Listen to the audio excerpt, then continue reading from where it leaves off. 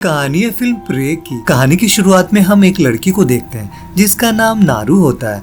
वह एक माहिर शिकारी बनना चाहती है, इसके लिए वह जंगल में एक हिरन का शिकार कर रही होती है, पर वह हिरन का शिकार नहीं कर पाती और उसका पालतू कुत्ता एक ट्रैप में फंस जाता है और उसके पूंछ को नारू ट्रैप से निकाल रही होती है। तभी आसमान में जोरदार आवाज होता है।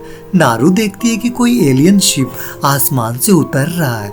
दरअसल ये शिप प्रीडेटर का होता है जो देखने में बहुत ही घिनौने होते हैं और इंसानों की नजरों में नहीं आते हैं। नारू अपने कबीले आ जाती है और ये बात अपने भाई को बताती है जो बहुत ही अच्छा शिकारी और योद्धा होता है, पर उसकी बात पर बिल्कुल यकीन नहीं करता।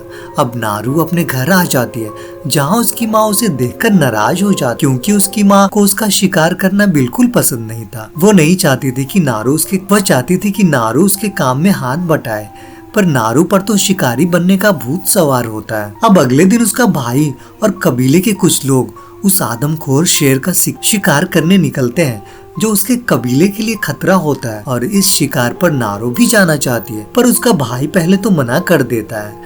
फिर उसे ख्याल आता है कि अगर कोई जख्मी हो जाएगा तो नारू उसकी मदद कर सकती है, इसलिए उसे अपने साथ ले जाता है। अब आगे हम देखते हैं कि वह वहशी शेर उन लोगों पर हमला कर देता है और उसके एक साथी को मार डालता है। अब वह शेर नारू पर भी हमला कर देता है, पर नारू अपने आप को बचाते बचाते पेड़ के ऊपर आ जाती है और उस शेर से लड़ते हुए वह नीचे गिर जाती है और वहीं बेहोश हो जाती है। जब उसकी आँख खुलती है तो देखती है कि वह अपनी माँ के पास लेटी है। तभी उसका भाई उस शेर का सर लेकर कबीला पहुँच जाता है। दरअसल जब नारू पेड़ से गिरती है तभी उसका भाई वहाँ पहुँच जाता है और उस शेर को मार डालता है। अब कबीले का सरदार उसकी बहादुरी से खुश होकर उसे वहाँ का लीडर बना देता है। अब अगली सुबह नारू फिर से जंगल जाती, जहाँ उसे सब कुछ अजीब लगता है। वह समझ जाती है जंगल में कोई तो है जिसे यहाँ नहीं होना चाहिए था। अब वह आगे बढ़ने लगती है, तभी अचानक से दलदल में गिर जाती है और अपने आप को किसी तरह से बाहर निकालती है। अब नारू वहाँ से आगे बढ़ने लगती है, तभी उसकी नजर एक भालू पर पड़ती है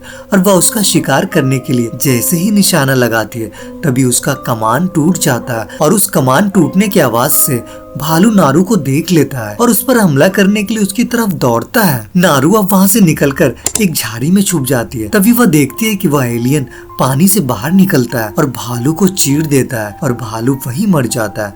भालू का बहुत सारा खून उस एलियन के ऊपर लग जाता है, जिसकी वजह से वह थोड़ा थोड़ा दिखने लगता है और नारू पहली बार उसे करीब से देखती है और वह डरकर वहाँ से भागने लगती है और वह अपने भाई और कबीले के योद्धाओं को यह सारी बात बताती है, पर कोई उसकी बात पर यकीन नहीं करता और उल्टे उसे बांध दिया जाता है ताकि वह कहीं और न जा सके। तभी वहाँ एलियन आ जाता है और उन लोगों पर हमला कर देता है, सभी को चुन चुन कर मारने लगता है।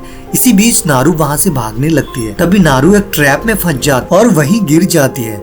एलियन वहाँ पहुँच जाता है, पर वह नारू को नहीं मारता। दरअसल ये एलियन शिकारी और हथियार रखने वालों को ही मारता है और उस समय नारू के पास कोई हथियार नहीं होता, इसलिए वह उसे छोड़ देता है। तभी वहाँ शिकारी लोग आ जाते हैं जिन्होंने ये ट्रैप लगाया होता है। वह नारू को पकड़ कर ले जाते हैं और नारू से उस एलियन के बारे में पूछते हैं, पर नारू वहाँ कुछ नहीं बताती।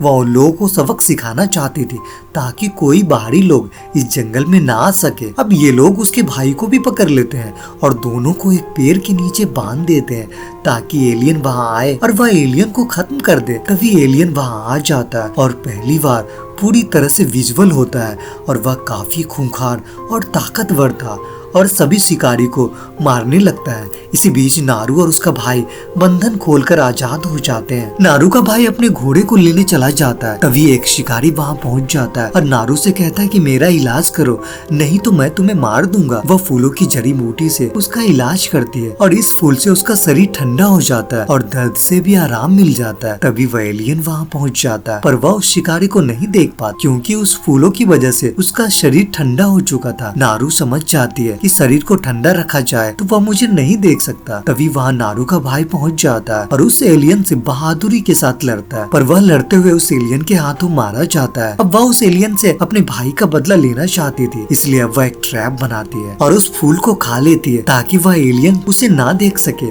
अब वह एलियन को बुलाने के लिए एक शिकारी को पकड़ती है, जिसकी गर्मी से एलियन वहाँ आ जाता और उसे मारने लगता है। तभी नारू उस पर हमला कर देती है, जिससे उसका मास्क गिर जाता है, जिसे एलियन निशाना निशाना लगाया करता था। उस हमले से एलियन कुछ समझ नहीं पाता क्योंकि वह उसे देख नहीं पा रहा था। इसका फायदा उठाकर नारू फिर से उस पर हमला कर देती है। काफी देर तक दोनों में लड़ाइयाँ होती है और अंततः नारू उस एलियन को खत्म कर देती है और फिर उसका सर लेकर वह अपने कबीले पहुंचती है, जहां उस कबीले का सरदार उस एलियन का सर देखकर खुश हो जाता है और उसे वहां का नया लीडर बना देता है। और इसी के साथ यह फिल्म यहीं खत्म हो जाती है।